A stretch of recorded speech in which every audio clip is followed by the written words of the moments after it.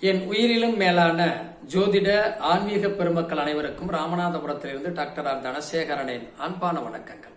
உலகெங்கும் இருந்து இந்த வள்ளிடி ஜோதிடம் யூடியூப்பை பார்த்து கொண்டிருக்கக்கூடிய என் இனிய தமிழஞ்சங்களே, உங்கள் அனைவருடைய இல்லங்களிலும் மகிழ்ச்சியும் சந்தோஷமும் நிலவட்டம். எப்போதும் என்றும் மகிழ்ச்சியாக இருங்கள்.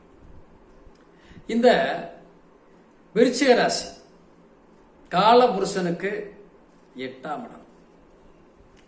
விருச்சிக ராசியினுடைய விதியும் வெளியாட்களுடைய சதியும் அப்படின்னு கூட இதுக்கு தலைப்பு சொல்லலாம். விருச்சிக ராசியை பொறுத்தளவுல வாழ்க்கையில ஒரு கம்பீரமான தோற்றத்தோட வாழக்கூடியவங்க, எதையும் தைரியமாக சொல்லக்கூடிய பக்குவத்தை பெற்றவங்க, வாழ்வாதாரத்துல பொருளாதாரத்துல பெரிய ஆளா வரணும் அப்படின்னு நினைக்கக்கூடியவங்க, எல்லா சுகபோக வாழ்க்கையும் பெற்ற இவங்களுக்கு நிறைய பிரச்சனைகளும் கூடவே காத்துட்டு. ஏன்னா அது காலபுருஷனுக்கு 8ஆம் இடம். 8ஆம் இடம் அப்படிங்கிறதுனால நம்ம சொல்லுவேன், நான் அடிக்கடி சொல்றது உண்டு, இது செவ்வாயுடைய வீடு, ஆயிலை சொல்லக்கூடிய வீடு, பிறப்பிறப்புகளை சொல்லக்கூடிய வீடு, பிரசவத்தை சொல்லக்கூடிய வீடு, ரண வேதனைகளை சொல்லக்கூடிய வீடு. அதற்கு சின்னமாகவே தேயிலை சொல்லியிருக்காங்க. அப்போ இவ்வளவு ரண வேதனைகளை கொண்ட இடத்த விருச்சிக ராசியா கொண்டவங்க அந்த இதை நம்ம எப்பவுமே கவனமாக கையாளணும்.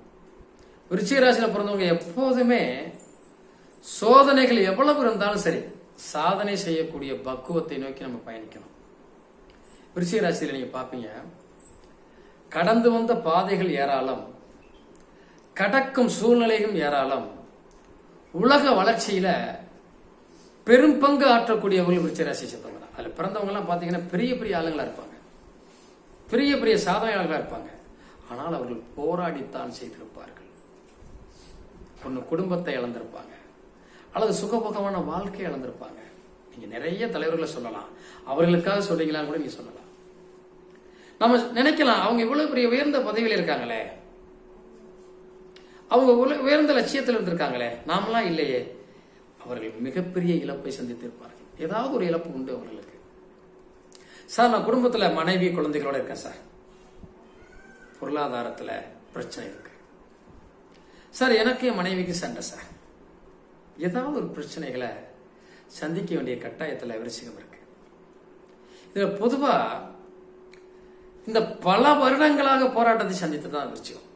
நிறைய இழப்புகள், கணவன் மனைவி குடும்ப வாழ்க்கையில இழப்பு, பொருளாதாரத்துல இழப்பு, சொந்த பந்தத்துல நிறைய போராட்டமான நிகழ்வுகள், அடுத்தடுத்த காலகட்டத்தில் என்ன நடக்குன்னு தெரியாம வாழக்கூடிய வாழ்க்கை, உடல் ஆரோக்கியத்துல சிறப்பில்லாத நிலை, எப்ப எதை செஞ்சாலும் நம்ம ஏதாவது ஒரு விஷயத்துக்காக போராடிக்கிட்டே இருக்கோமே, ஒன்று குழந்தைகளுக்காக அல்லது பொருளாதாரத்துக்காக, உறவுகளுக்காக, நம்மளுடைய கணவன் மனைவில பிரச்சனை, மாமா மாமியார்ல பிரச்சனை, அப்பா அம்மாவில பிரச்சனை, ஏதாவது ஒரு பிரிவுகள் வருத்தங்கள் தொடர்ந்து இவர்களை வாட்டிக்கொண்டே இருந்தது.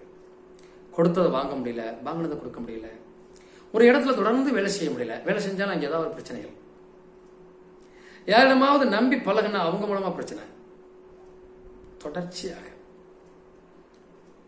இதில் சில நேரங்கள்ல விசாக நட்சத்திரம் கொஞ்சம் தப்பிக்கும், அனுசம் நேருக்கு நேர பேசி நிறைய பிரச்சனைகளை உருவாக்கும். எதை சரியா பண்ணணும் அப்படின்னு நினைக்கும், பிரச்சனைகளை சந்திக்கும். வெளியாட்களால் கால வைக்கிற இடத்துல எல்லாம் கண்ணி வச்சிருக்காங்க மாதிரி இருக்கும். இந்த கேட்டை நிறைய பேர்களுக்கு தானாக முன்வந்து உதவி செஞ்சு, தன்னால் முடிந்ததை செய்து அவர்களாலேயே தூக்கி எறியப்படுவார்கள், அல்லது இவர்கள் மீது சேரை வாரி வீசுவாங்கிற மாதிரி தகாத விஷயங்களை சொல்லி இவங்க மேல குற்றச்சாட்டுகளை சுமத்துவாங்க. இதையெல்லாம் சுமந்து வந்தவர்கள் தான் இவங்க. அப்ப இந்த ரண வேதனையை அனுபவிக்க பிறந்திருக்கோமே அப்படின்னு நீங்க நினைக்க கூடாது. இந்த பிறவியோடு நம்முடைய கஷ்டங்கள் தீர்ந்துரும். நம்முடைய குழந்தைகள், நம்முடைய சந்ததிகள், நம்முடைய வாரிசுகள் மகிழ்ச்சியாக வாழும். அதற்குரிய பக்குவம் உங்களுக்கு இருக்கு இல்லையா, அதை இறைவன் உங்களுக்கு கொடுப்பான். அதுல எந்த மாற்றமும் இல்லை. அதற்காகவாவது நீங்க மகிழ்ச்சியாக வாழணும். கண்டிப்பா நீங்க பக்கத்தில் இருக்கக்கூடிய உங்களுடைய அருகில் இருக்கக்கூடிய மரங்களை நட்டுவாங்க. 2 மரம் நடுங்க. உங்களால் முடிஞ்ச மரத்தை உங்களுடைய குலசாமி கோயில்லையோ உங்கள் வீட்டுக்கு அருகிலேயோ அல்லது உங்களுடைய தோட்டத்திலேயோ ஏதாவது 2 மரங்களை நட்டு அதில் தண்ணி ஊற்றி வளர்த்துக்கிட்டே வாங்க. உங்கள் வாழ்க்கையில் இருக்கக்கூடிய தோஷங்களை அப்படியே எடுத்துட்டு உங்கள் வாழ்க்கை பிரகாசமாக போயிடும். நான் அதை செஞ்சிட்ருக்கேன், நீங்களே செய்யுங்க. இந்த பிரபஞ்சத்துக்கு உங்களால் முடிந்த உதவிகளை செய்யுங்கள். இந்த மரங்கள் மூலமாக வெப்பமயம் குறையும், பிரபஞ்சம் குளிர்ச்சி அடையும். நம்முடைய வருங்கால சந்ததிகளுக்கு அந்த மரம் உதவியாக இருக்கும். அது பறவைகளுக்கு உணவாக இருக்கக்கூடிய வாய்ப்பை கொடுக்கும். வாழ்த்துக்கள். வாழ்க வளமுடன். நன்றி. மீண்டும் ஒரு வீடியோவில் சந்திப்போம்.